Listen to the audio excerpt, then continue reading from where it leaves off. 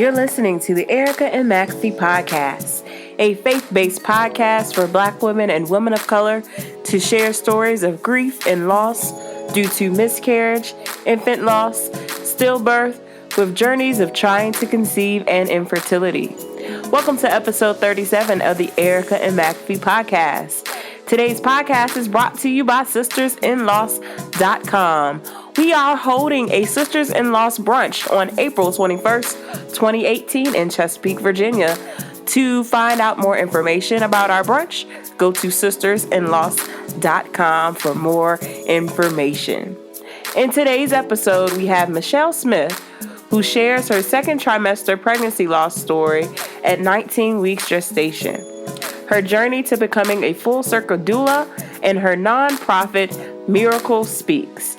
Michelle is a wife and mom of 4 and is passionate about helping other women and mothers of loss. After her loss of her daughter, Miracle, at 19 weeks, she knew she wanted to help other moms through their birthing process, as she is currently 2 live births away from receiving her full Circle Doula Certification with a specialization in bereavement services. In this episode, Michelle shares the details of her pregnancy loss story and how that journey inspired her to start her new nonprofit, Miracle Speaks, named after her daughter. Here is Michelle Smith. Welcome, Michelle, to the podcast. Hi, everybody. So let everyone know about yourself and what you do. All right. So again, I am Michelle.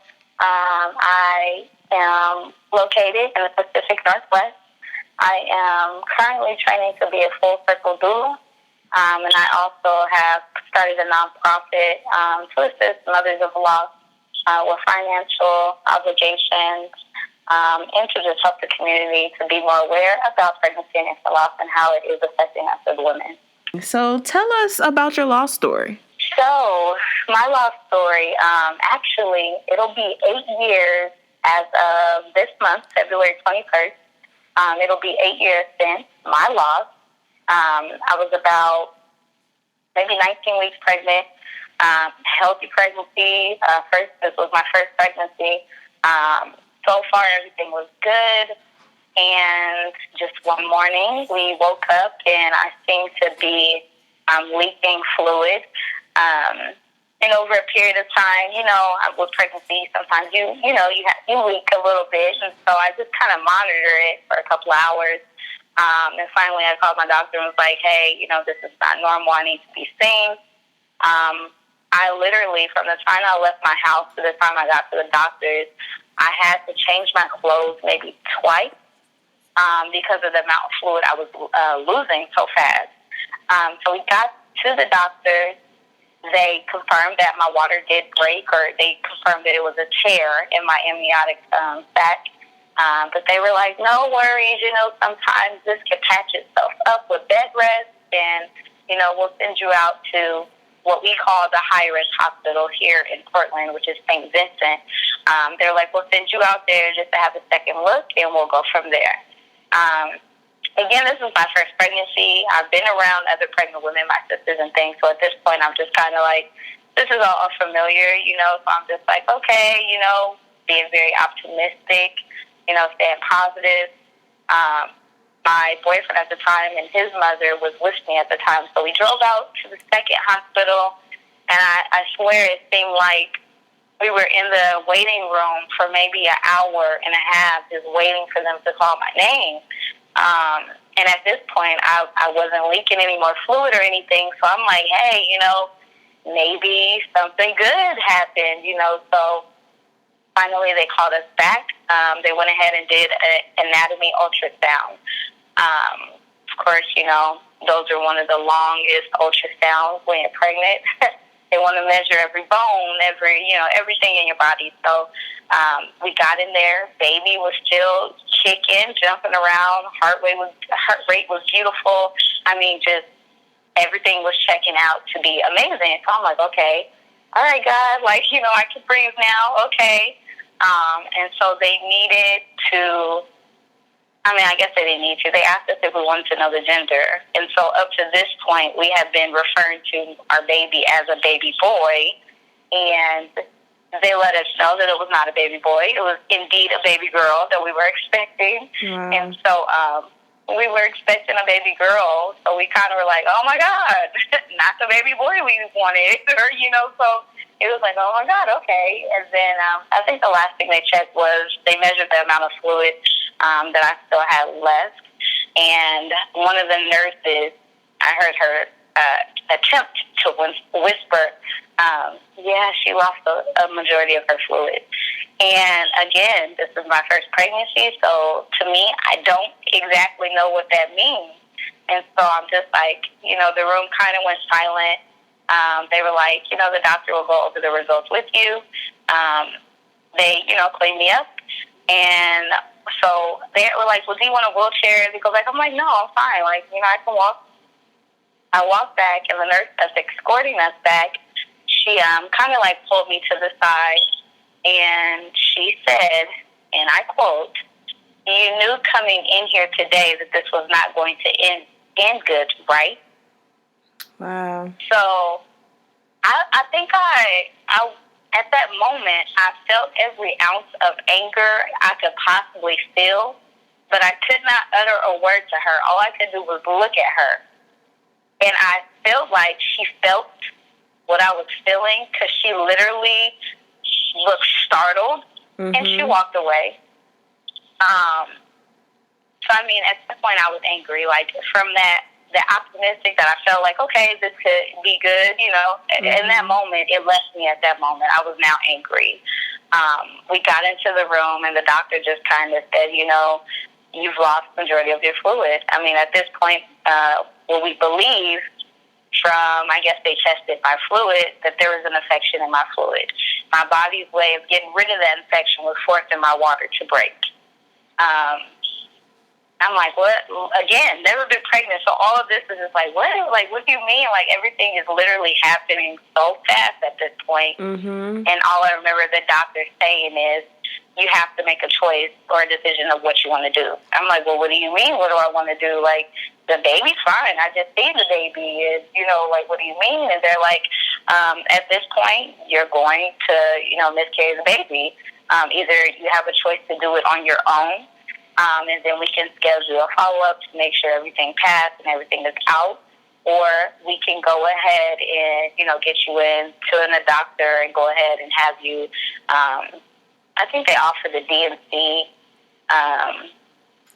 and another one I can't even think of it. But they offered something else, but they were like, oh, but that would take at least a week because the doctor who had to do it was not there. So I was just like, no, let me call my own OB and let her know what's going on. And so I did that, and she was like, no, come back to my hospital. Let me be the one, that has to deal with, let me be the one that helps you, walk through it or whatever, which made me feel, 10 times better because she was probably one of the only ones I knew and felt comfortable with. And so I'm like, yeah, okay, let's do it. And so I'm like, doctor, please explain to me what exactly you're telling me is happening. And he was like, I want you to understand, like, you are losing your baby. And so I think at that point, that's when me and my boyfriend at the time, I mean, he's not my husband, but he was my boyfriend at the time. I think that was the moment we, kind of okay, this is what's going on. And I feel like we left there. We made an appointment to be admitted to labor and delivery that night at 10 p.m. So we left that hospital. We went home. I think at this point we didn't contact any family members. We were just kind of like, I think prior to going to the hospital, we were just like, hey, send prayers. Again, my dad is a pastor. I come from, a praying family. So requesting prayers is nothing to be worried about. So we finally got home, and I think that's when it kind of finally hit. We were just like, okay, we got to prepare to go to the hospital. And at this point, we're under the understanding that, once the baby is born early, prematurely, they do any intervention they can, to keep the baby alive. Right. So we get to the hospital 10 p.m. that night, and me and my boyfriend said prayer. I'm just like, I really don't want to do this. I don't want to go into this hospital. And he was just like, it's going to be okay.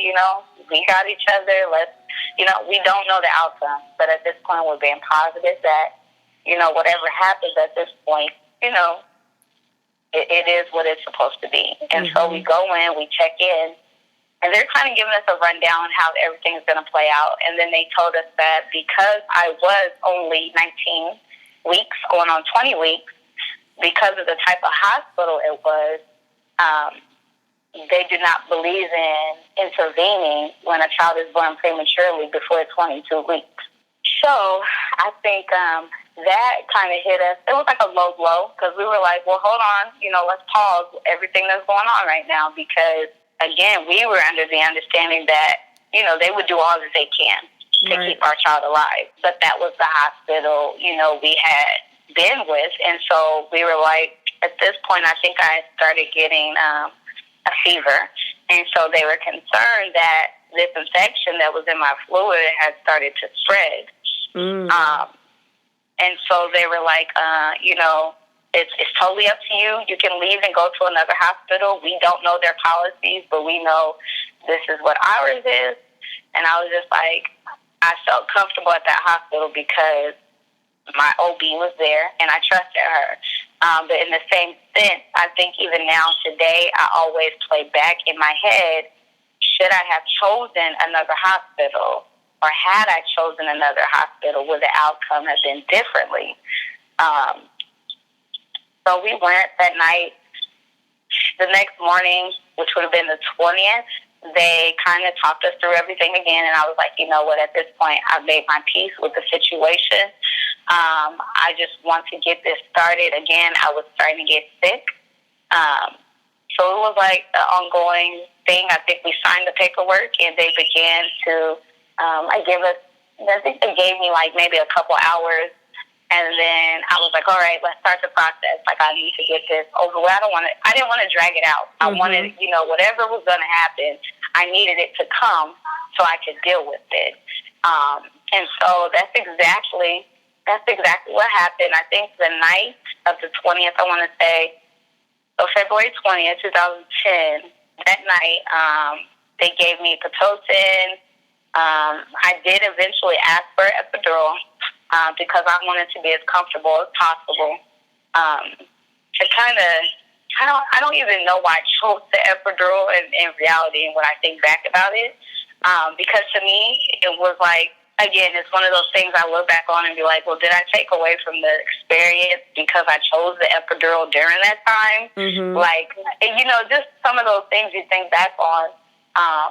So I was comfortable. My husband had a lot of family coming in and out of the hospital that day. And I don't think I ever had a moment to myself to really sit and process what was about to happen. And so finally, I think my fever had spiked again, and I got real weak. So the nurse was like, at this point, we need to kick everybody out. You need to rest.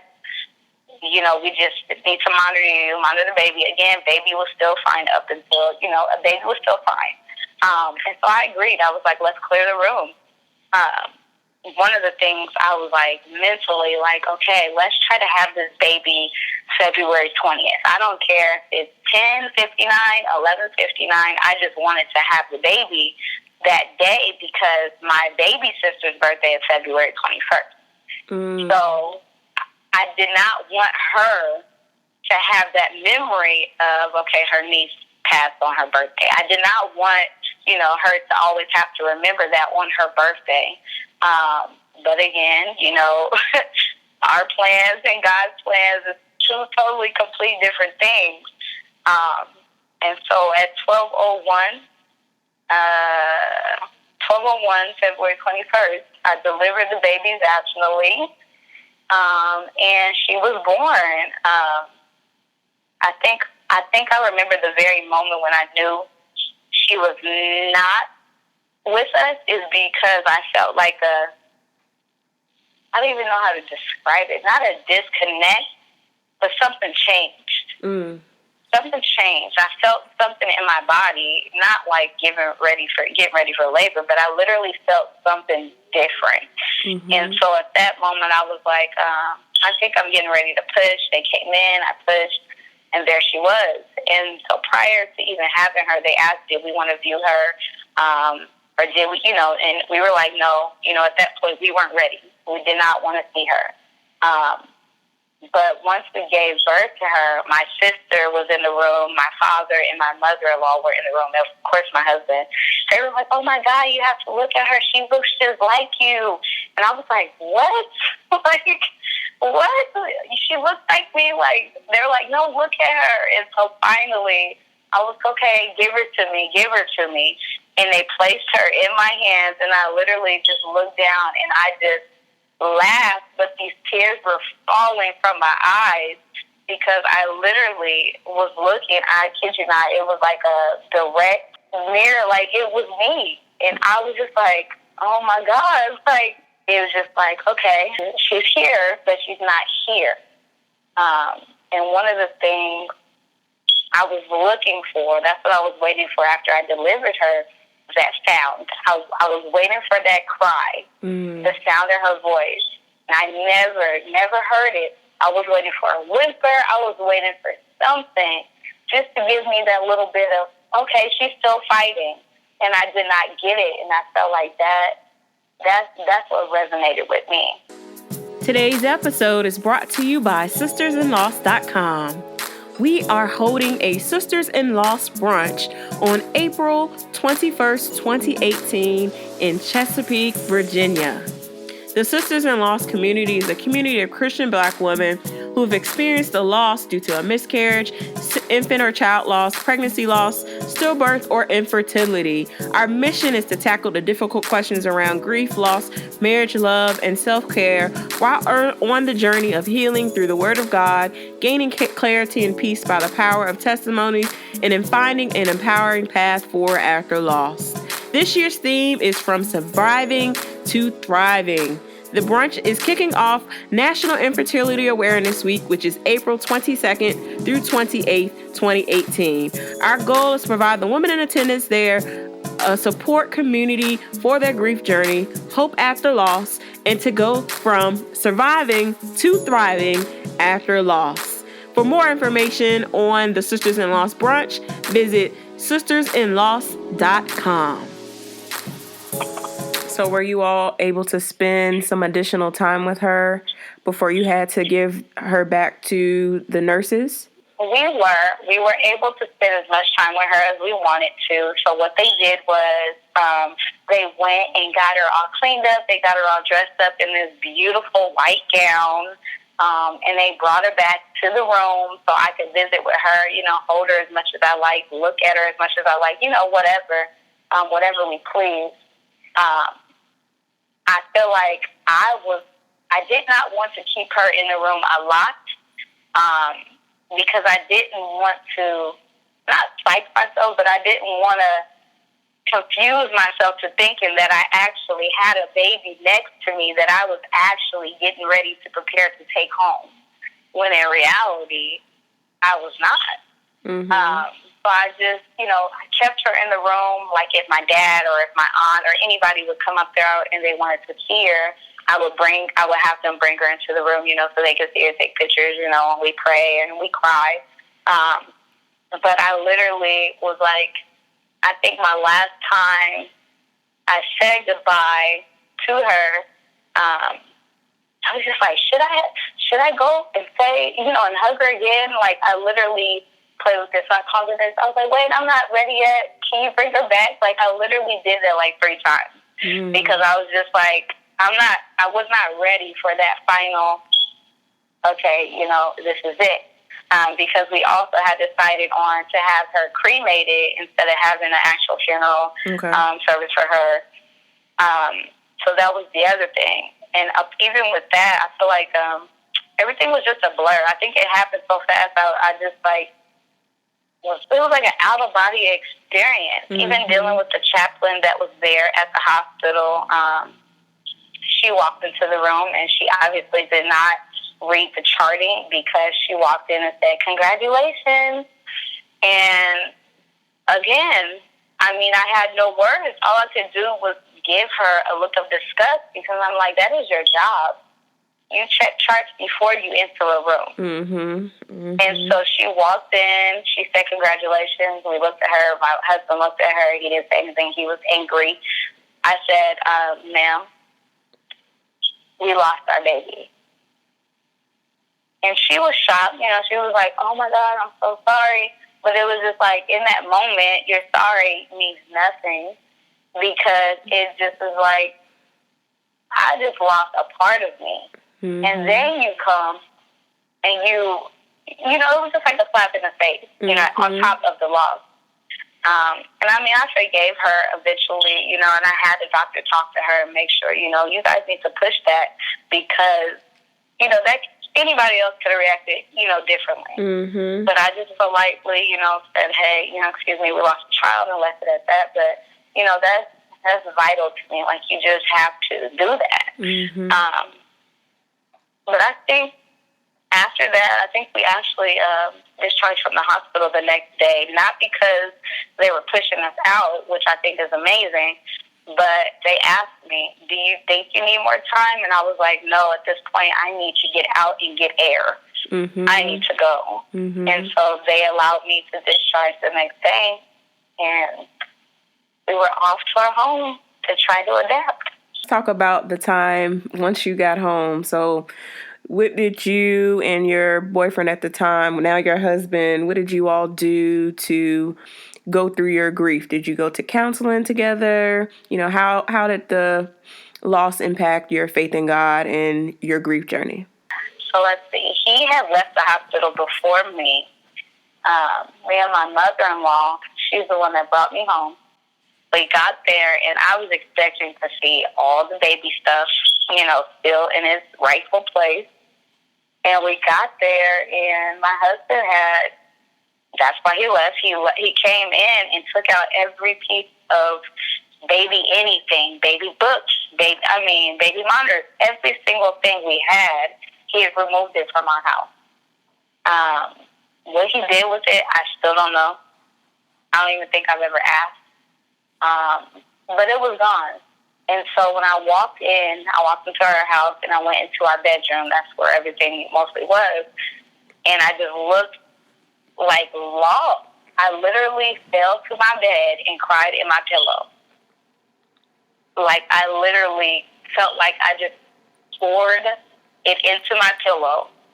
Every piece of anger I felt in that moment, every piece of sadness, every feeling that I had felt up to that point, I poured it into those tears on that pillow. And I think I literally cried myself to sleep. And I woke up to my husband had went to the store we have here, and he got me this huge waterfall that, I mean, it's huge. It hangs on the wall, but it glue in the dark. I mean, you can see the water falling, and then the sound of the water, the birds chirping. You can hear all that. And literally, that, I mean, the sleepless nights and all of that, I feel like that waterfall was my peace. Like, anytime I felt something, I would turn that waterfall on and literally just sit there and just stare at it and listen to it. We didn't do anything for therapy again. We did receive like a memory box, and it had a couple of resources in it, but I refused to open the memory box because it had memories from the hospital stay. So I never opened it until, I mean, it may have been like a year or so later. So I literally felt like, I was like, you know what? They try to give me like antidepressant pills and stuff like that. I refused to take them. I was like, I don't want my feelings or anything to be altered, you know, with dealing with what I'm dealing with. Let me feel what I'm feeling, and let me, you know, grieve and process it accordingly. Right. So we didn't do any therapy. We just kind of, I just journaled a lot. I did a lot of journaling. As far as my husband, he was more so, he had a pre-planned trip for, I believe he was leaving the 23rd, or the 22nd, because that's the day I got home. Okay, so he was leaving the 23rd. And so he was like, well, do you want me to go to this trip? Because, you know, I can stay here.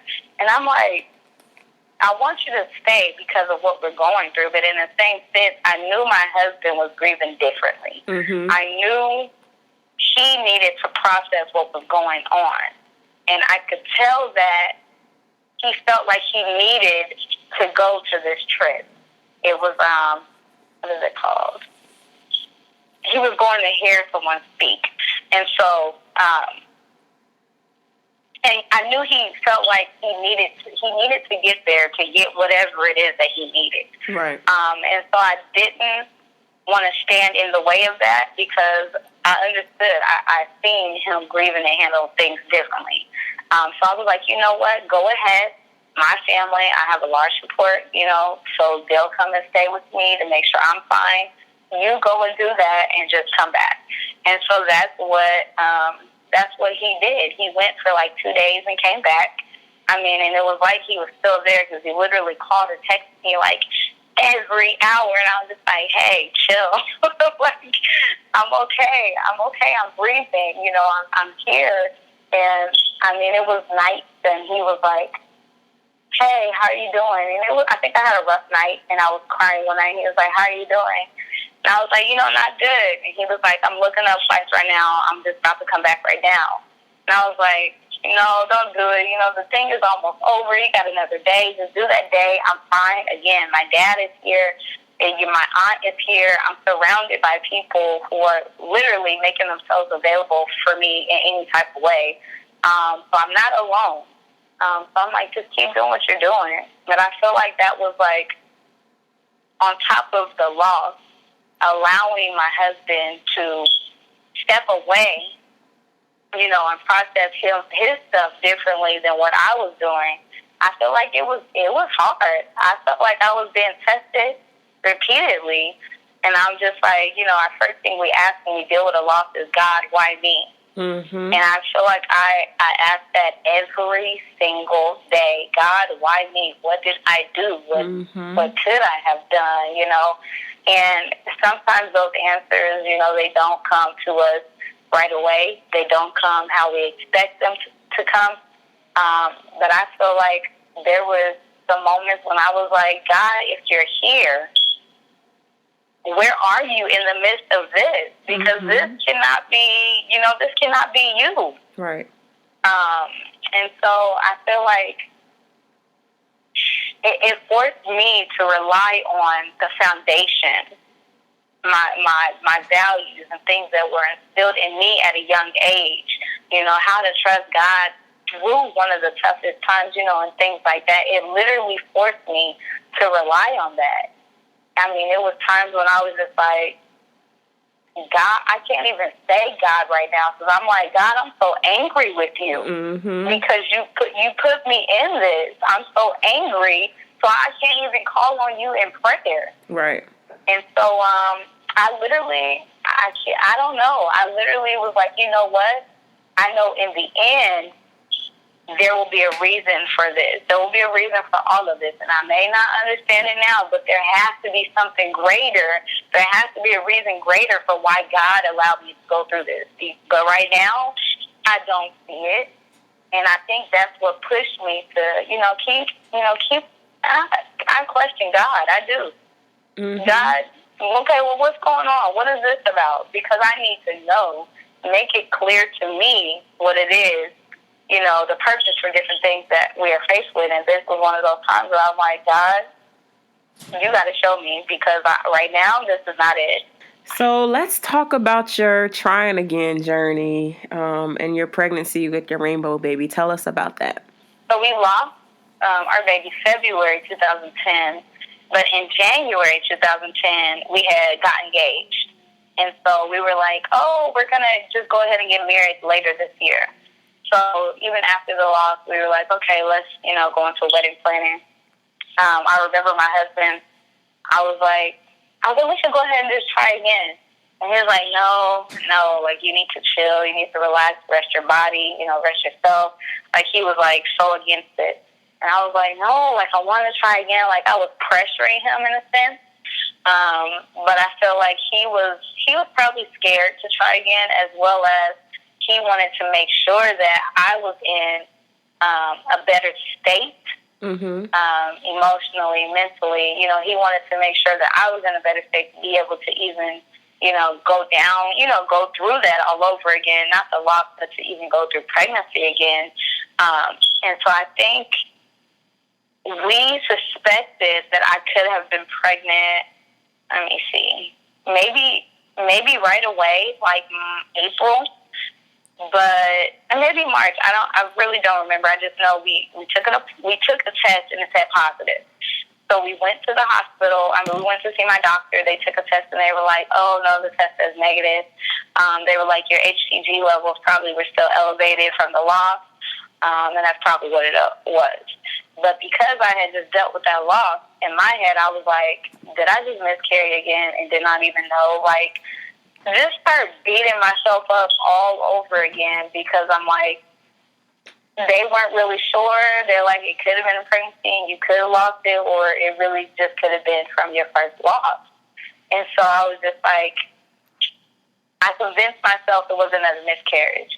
And because I did, I was just like, I'm never going to be able to carry again. You know, and all of those thoughts you have, like, you know, I can't, you know, be a woman and not be able to carry or bring forth life. Like, you know, you just beat yourself up. And I just was like, I had to let it go. I had to stop trying to force my husband, stop trying to force whatever, the baby. You know, I just had to stop trying to force it and start trying to deal with me, making sure I was taking care of me.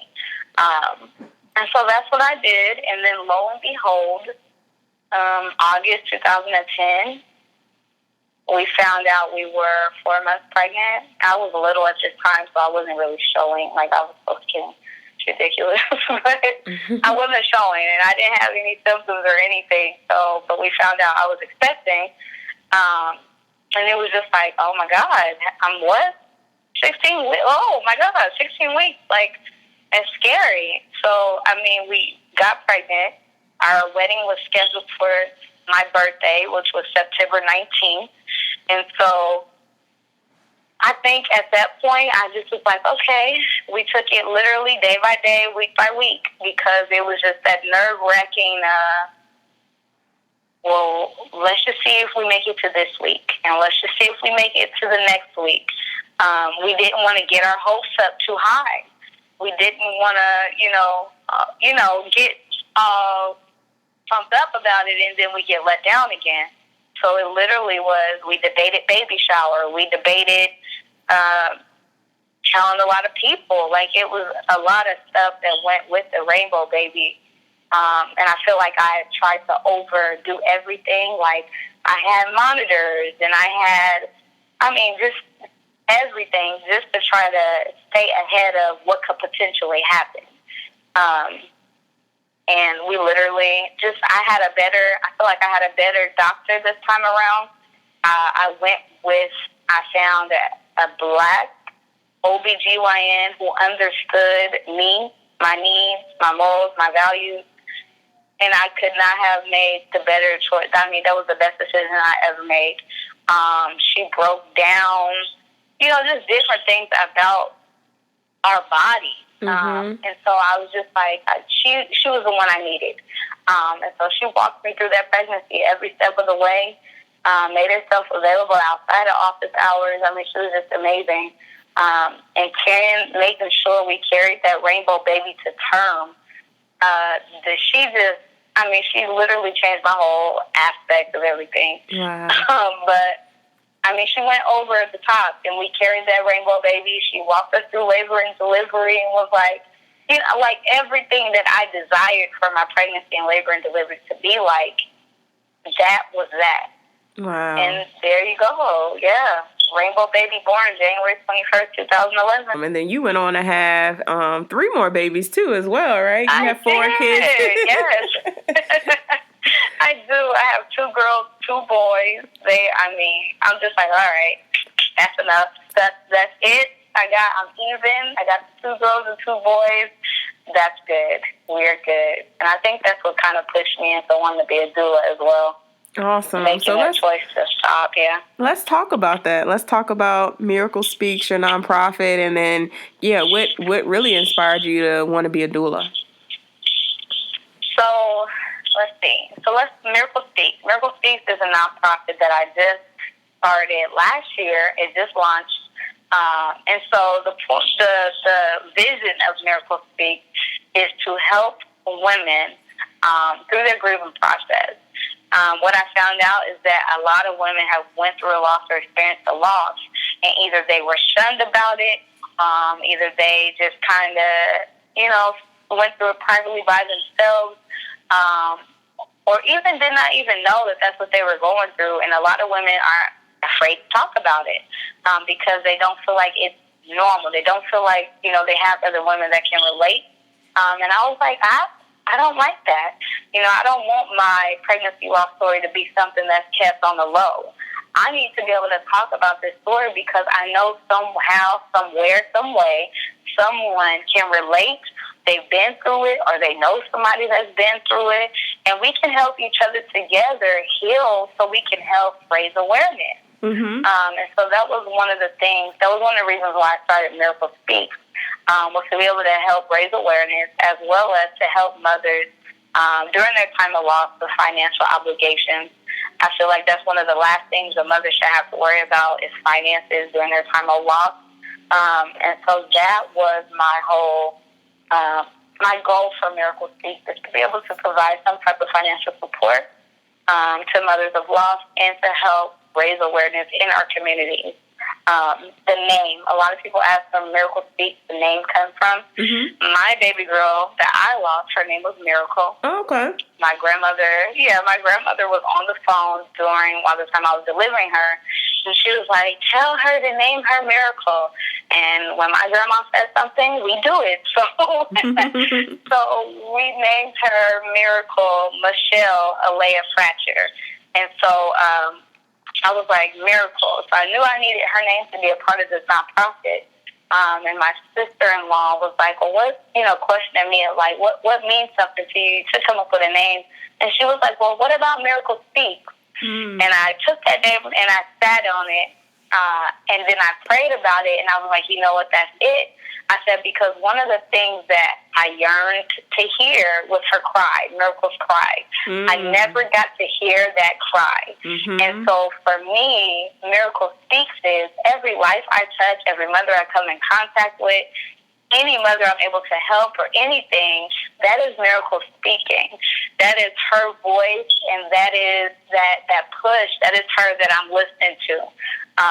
So I always be like, when something happens, I'll be like, okay, Miracle, I hear you speaking. I hear you, baby, so that's where Miracle Speaks comes from.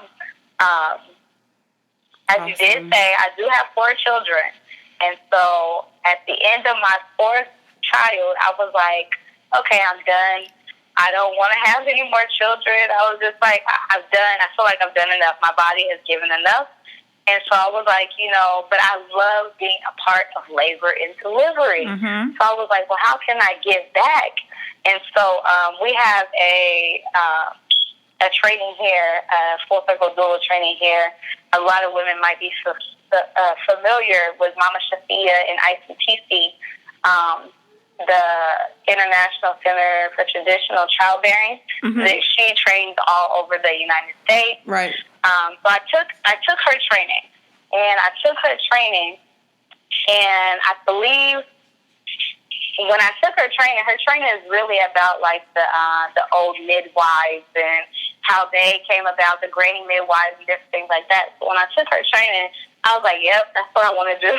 That's it. That's all I wanted to do. And that just kind of gave me the information of, okay, this is how you get started with being a doula. But one of the things that I noticed about her program is it does not focus on, dealing with bereavement. There's not a lot of talk about dealing with bereavement because that's a part of, labor, delivery. That's a part of pregnancy as well. Women lose their babies.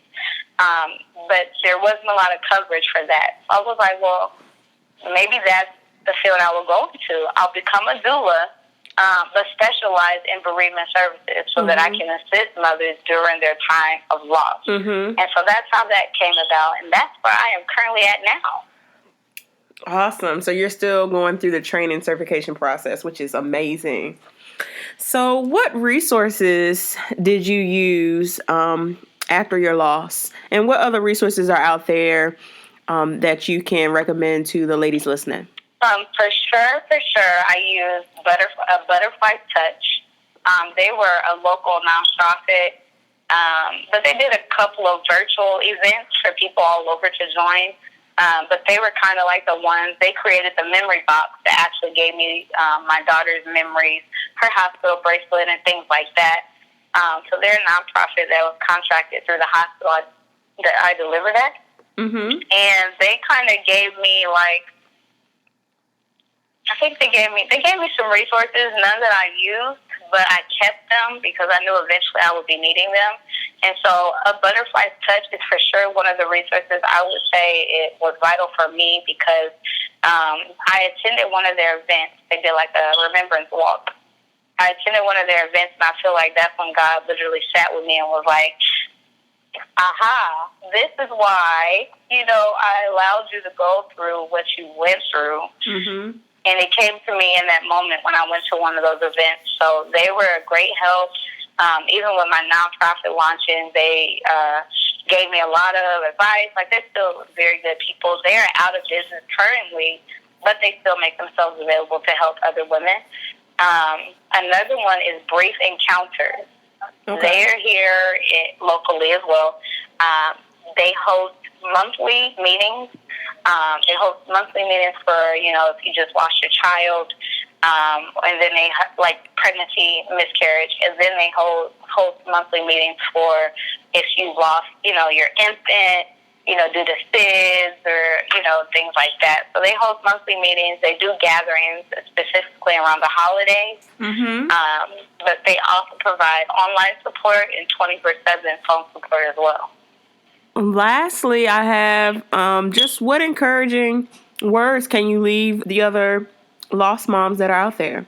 To grieve and process in your own way, not according to what someone else thinks you should do or how you should do it. Just grieve and process how you see fit to do it. Don't let someone try to dictate how you grieve. A lot of the times people think when they give advice on how you should grieve, they're actually hurting more than they're helping. And, sometimes we just have to be able to hear and not hear, because not every piece of advice, is good advice. So I would say just make sure you are grieving how you feel the need to grieve and go through those feelings. Be honest with yourself and feel whatever it is that you are feeling, and let yourself feel that. I feel like that's vital, with grieving. You can't try to, you can't try to stop yourself from feeling a certain feeling. Mm-hmm. You got to just let it come, confront it, deal with it so you can get through it, because there are different stages of grief. But I feel like you have to deal with one to get to the next. You can't just skip it. So that would be my advice. Grieve how you see and feel fit to do so, and don't let anyone dictate your grieving. Awesome. So where can we find you on social, and what is your website? Yes, so you can follow me on Facebook.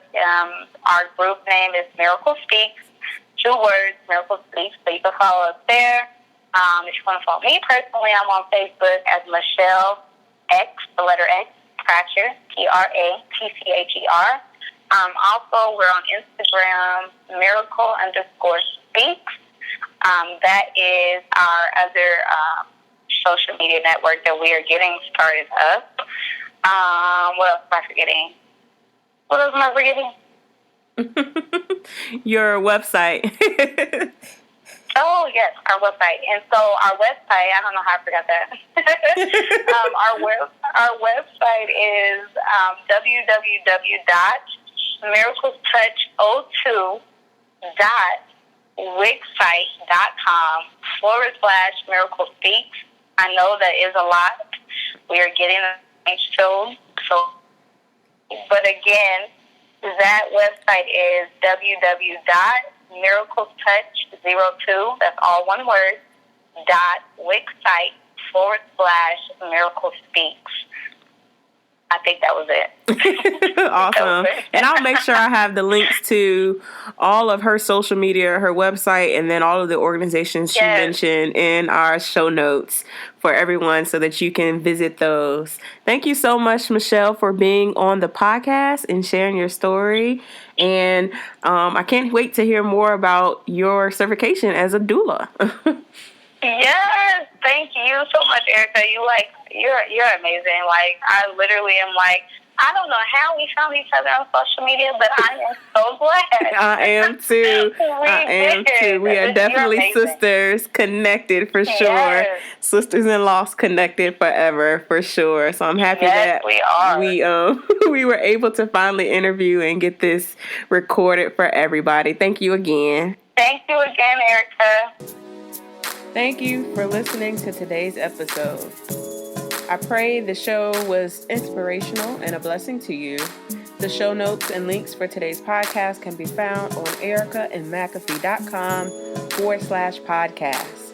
Please join us offline in our private Facebook group at sistersinlaw.com. Please rate and leave a 5-star review of the show in Apple Podcasts or where you listen to podcasts. Keep the faith, and I'll talk to you next Wednesday.